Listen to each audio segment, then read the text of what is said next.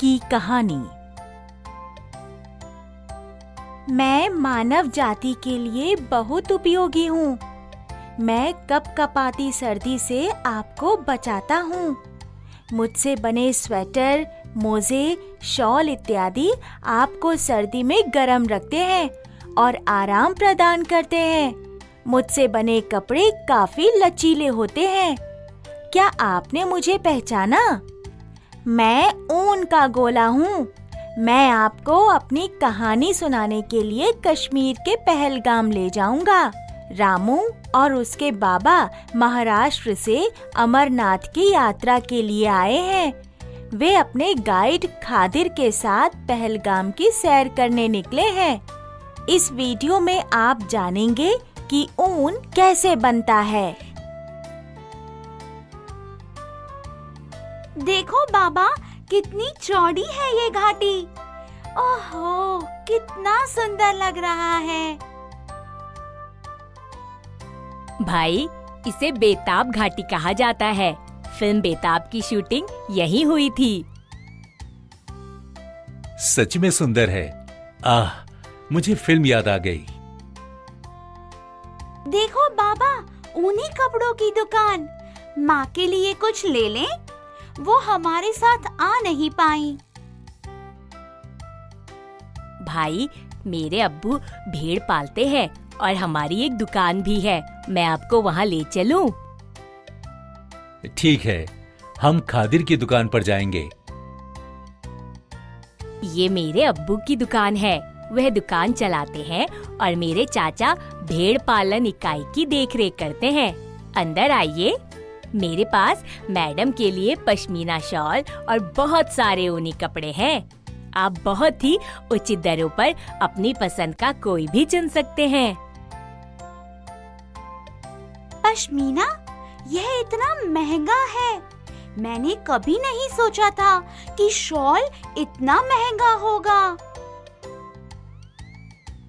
सबसे अच्छी क्वालिटी की शॉल पश्मीना शॉल है। मुलायम और हल्की, बहुत ही नरम। त्वचा पर कोई खुजली नहीं होगी। इसे देखिए। यह वास्तव में बहुत नरम शॉल है। बाबा, इसे पश्मीना शॉल क्यों कहा जाता है? मैं इसका उत्तर दूंगा। ये ऊन एक विशेष बकरी से प्राप्त होती है, जिसे पश्मीना बकरी कहा जाता है। यह सबसे बढ़िया क्वालिटी की ऊन है। मैंने ऐसा क्यों सोचा कि केवल भेड़ हमें ऊन प्रदान करती है? बाबा, ब्लैक शीप, ये कविता कितनी बार पढ़ी है बाबा? पता है रामू, ऐसे कई जानवर हैं जो भेड़ के अलावा ऊन प्रदान करते हैं, जैसे बकरी, याक, ऊंट इत्यादि। हाँ सर, आप सही कह रहे हैं। बच्चों, जबकि रामू, उसके बाबा और खादिर दुकान में वस्तुओं की जांच कर रहे हैं, क्या आप सभी ऊन से बनने वाली वस्तुओं को सूचीबद्ध कर सकते हैं? मुझे अब ऊनी चीजों में दिलचस्पी होने लगी है। बाबा, मैं जानता हूँ कि हमने जो स्वेटर पहने हैं वे ऊन के हैं, लेकिन ये सभी इतने मोटे हैं। ऐसा क्यों है? अच्छा अवलोकन है। ऊन की गुणवत्ता उस जानवर पर निर्भर करती है जिससे यह उत्पन्न होता है। ऊन तो जानवरों के बाल हैं। हाँ, लेकिन अलग-अलग जानवरों में बालों के अलग-अलग गुण होते हैं। आप सही हैं सर। एक भेड़ में भी दाढ़ी के पास खुरदुरे बाल और उसकी त्वचा के करीब मुलायम बाल होते हैं। इसलिए विभिन्न उत्पाद मोटे बालों और मुलायम बालों से बने होते हैं। अगर मेरा अनुमान सही है, तो यह कालीन जिस पर हम बैठे हैं मोटे ऊन से बना है और यह स्वेटर नरम ऊन से बना है। इस जैकेट को देखा? ये याक ऊन से बना है। ये थोड़ा मोटा है। ऊन के विभिन्न गुण हैं। यह केवल 300 रुपए का है। इसका मतलब है कि कम गुणवत्ता वाला ऊन सस्ता और मोटा है और बेहतर गुणवत्ता वाला ऊन नरम और महंगा है। सही है। बहुत अच्छा अवलोकन है।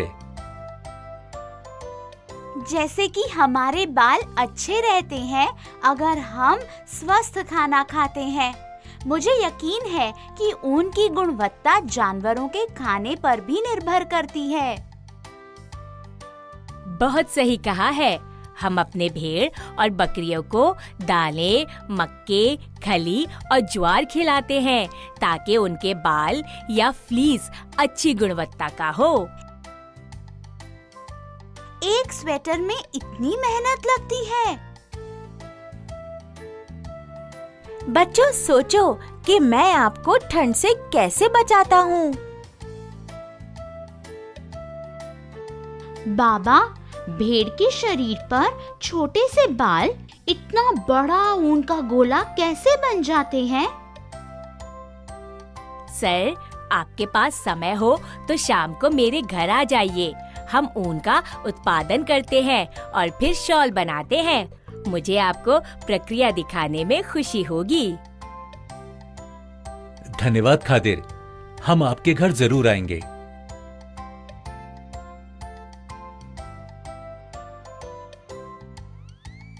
सर और रामू, आपका मेरे घर में स्वागत है। यह मेरे चाचा अहमद खान हैं। नमस्ते जी।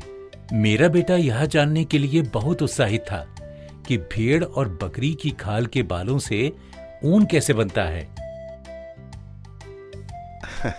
जी, हम पहले ऊपरी त्वचा के साथ भेड़ के बाल काटते हैं।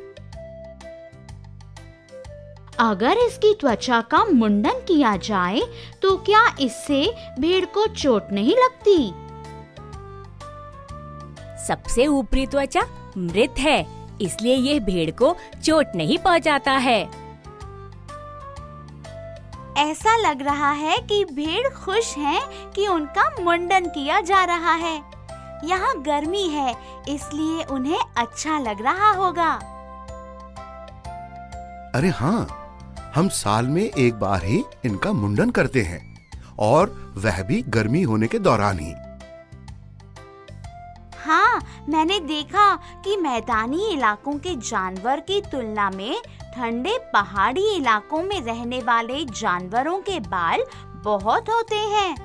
ऐसा लगता है कि यह उनके लिए एक स्वेटर के रूप में कार्य करता है। हाँ, तुम सही कह रहे हो।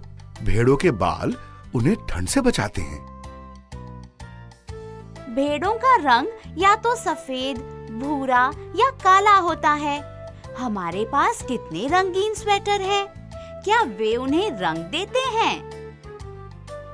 हाँ, हम बालों को हटाने के बाद, जिसे ऊन की कटाई कहते हैं, हम मशीन में बाल डालते हैं। इससे ऊन से धूल और तेल की सफाई होती है। इसे अभिमार्जन कहा जाता है। फिर ऊन को कब रंगते हैं? हम साफ किए हुए बालों को फैक्ट्री में भेजते हैं। यहाँ ऊन से बर निकाला जाता है और गुणवत्ता के अनुसार ऊन अलग किया जाता है। फिर उसे रंगा जाता है। क्या वे इसे धागे में बनाते हैं? हाँ, इसे धागे में बनाया जाता है और फिर ऊन का गोला बनता है। हमारे साथ इतना समय बिताने के लिए बहुत बहुत धन्यवाद। मैं एक शॉल खरीदूंगा। रामू की माँ को जरूर पसंद आएगी। धन्यवाद चाचा जी और खादिर, मैंने बहुत कुछ सीखा। धन्यवाद सर। आप हमारे यहाँ आए, हमें बहुत अच्छा लगा। बच्चों, आशा है कि आपको यह वीडियो पसंद आया होगा।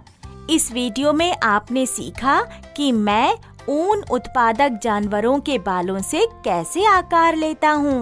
अभी के लिए अलविदा।